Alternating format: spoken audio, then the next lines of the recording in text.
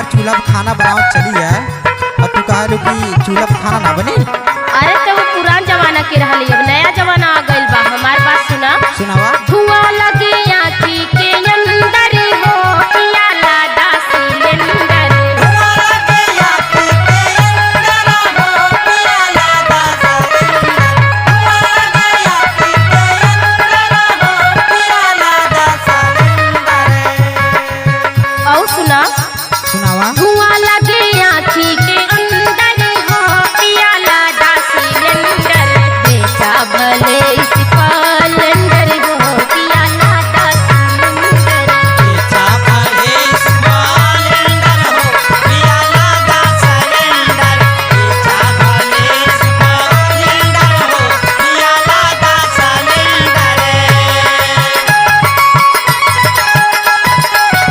ओहो, अरे जिया हो ज्ञान भैया, क्या बात है।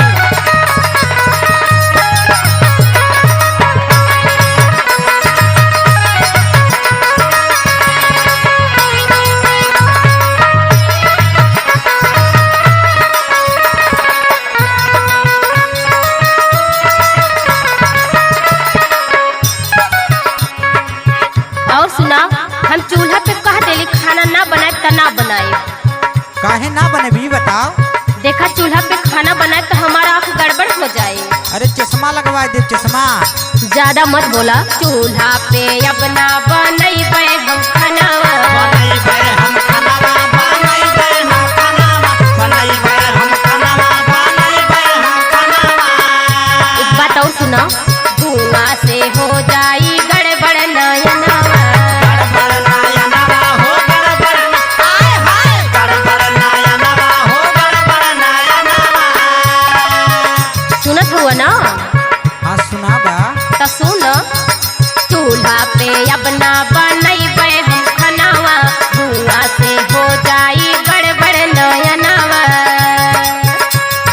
इतने ना और सुना। सुनाए जा।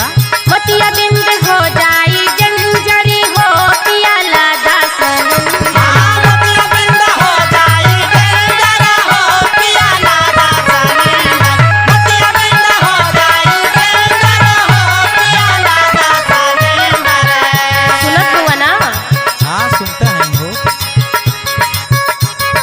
मोतिया बिंद हो जाई जंजरी हो पिया लादा सिलेंडर। बेचा भले इस सिलेंडर हो पिया लादा सिलेंडर। बेचा भले इस सिलेंडर हो पिया लादा सिलेंडर। बेचा भले इस सिलेंडर हो पिया लादा सिलेंडर।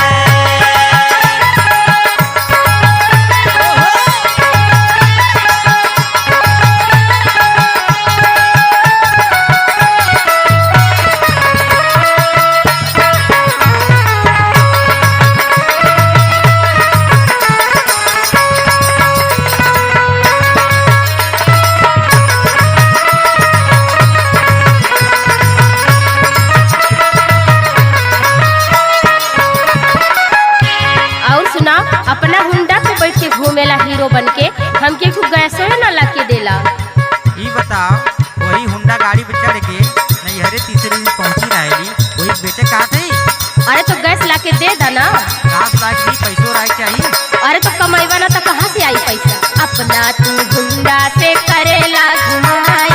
करेला घुमाई हो करेला ए हे करेला घुमाई हो करेला घुमाई। खाना बनावत हमें आवेला रवाई। आवेला घुमाई हो आवेला घुमाई। आवेला घुमाई हो आवेला घुमाई। अपना तू हुंडा से करेला घुमाई। खाना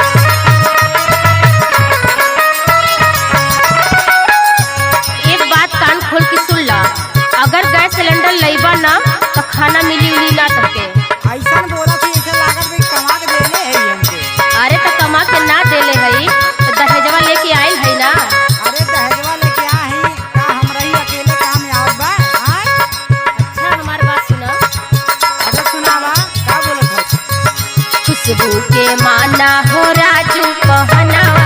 राजू कहनवा हो राजू कहनवा, राजू कहनवा हो राजू कहनवा। सुनात बना हाँ हो खाए के पैबा ना अब तू भोजनवा। अब तू भोजनवा हो, अब तू भोजनवा, अब तू भोजनवा हो, अब तू भोजनवा। खुशबू के माना तू धन्नो कहनावा। खाए के पैबा ना अब तू भोजनवा। और सुना, अगर 2 दिन के अंदर गैस बुकिंग ना करा देला तो तू जनी तहर काम जानी। ऐसा बात बा हो।